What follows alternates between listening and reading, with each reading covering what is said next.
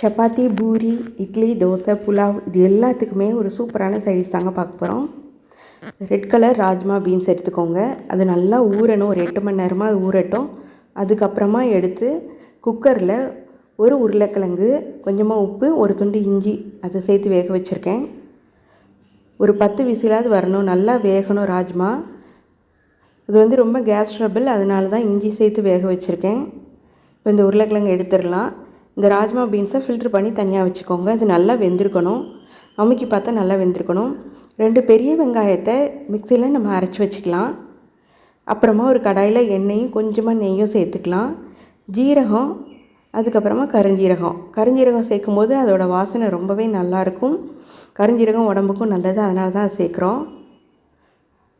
வெங்காயம், ஒரு வெங்காயத்தை சின்ன சின்னதாக கட் பண்ணதை சேர்த்து வதங்கினதுக்கப்புறமா பெருஞ்சீரகம், ஒரு துண்டு பட்டை, பிரியாணி இலை அதையும் சேர்த்துக்கலாம். இப்போ அரைச்ச பெரிய வெங்காயம் 2 சேர்த்துக்கலாம். 2 ஸ்பூன் இஞ்சி பூண்டு அதையும் சேர்த்து நல்லா வதக்கிக்கோங்க. நல்லா வதங்கினதுக்கப்புறமா மிளகாத்தூள் 1 ஸ்பூன், தனி மிளகாத்தூள் இது, அதையும் சேர்த்து நல்லா வதக்கிக்கலாம். 3 பெரிய தக்காளி அதையும் சேர்த்து அரைச்சிட்டு வதக்கிக்கலாம். எல்லாமே வதங்கினதுக்கப்புறமா மஞ்சத்தூள், அப்புறம் தனியாத்தூள் 2 ஸ்பூன் அதையும் சேர்த்துக்கோங்க. ஒரு பச்சை மிளகா, ஒரு வாசனைக்கு தான் கீரி சேர்த்துக்கலாம். தயிர் 2 ஸ்பூன், ஒரு க்ரீமி டேஸ்ட்டுக்காக தான், அதையும் சேர்த்து கொஞ்சம் வதக்கிக்கலாம். அதுக்கப்புறமா வேக வச்ச ராஜ்மா பீன்ஸை சேர்த்துக்கலாம். நான் கொஞ்சமாக வச்சுருக்கேன் மீதி. நான் 1/4 கிலோ அளவுக்கு தாங்க இன்றைக்கி ராஜ்மா பீன்ஸ் எடுத்திருக்கேன். இப்போ நல்லா வதக்கி விட்டுக்கலாம். கொஞ்சமாக தண்ணி சேர்த்துக்கலாம். அதுக்கப்புறமா நம்ம கட் பண்ணி வச்சுருந்த உருளைக்கிழங்கு, அந்த வேக வச்ச உருளைக்கிழங்கை இதோடு சேர்த்துக்கலாம். உருளைக்கிழங்கு கொஞ்சம் மசிச்சு சேர்த்தா நல்லாயிருக்கும் கிரேவி, அதுக்காக தான்.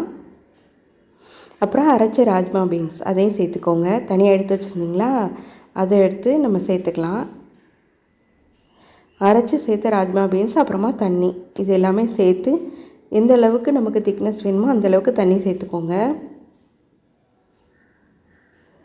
இது கூடவே இப்போ 1 ஸ்பூன் ஜீனி சேர்த்துக்கலாம். தேவையான அளவுக்கு உப்பு சேர்த்துக்கலாம். அந்த ஜீனி சேர்க்கும்போது டேஸ்ட் ரொம்ப நல்லாயிருக்கும், அதுக்கு தான். கரம் மசாலா தூள் 1 ஸ்பூன் இந்த ஸ்டேஜில் கடைசியில் சேர்த்துக்கலாம். சாட் மசாலா இருந்தால் அதையும் சேர்த்துக்கோங்க. நல்லா கொதி வந்ததுக்கப்புறமா கொத்தமல்லி தூவி பரிமாறலாம். செம்மையாக இருக்குது, செஞ்சு பாருங்கள். தேங்க்யூ.